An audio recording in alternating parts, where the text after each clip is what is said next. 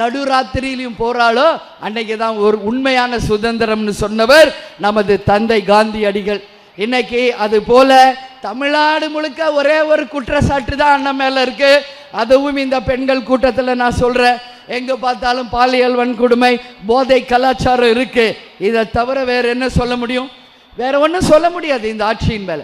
நான் சொல்றேன், இன்னைக்கு ஒரு சகோதரியாக இந்த கூட்டணியிலே அண்ணனுக்கு வலதுகரமாக இணைந்திருக்கிறேன்.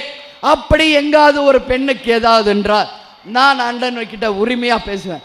எல்லா இடத்துலையும் சிசிடிவியும் பெண்களுக்கான உரிமையும் பாதுகாப்பும் நிச்சயம் அண்ணன் உருவாக்குவார் என்பதில் யாருக்கும் எந்த மாற்று கருத்தும் தேவையில்லை என்பதை இந்த நேரத்தில் நான் சொல்றேன்.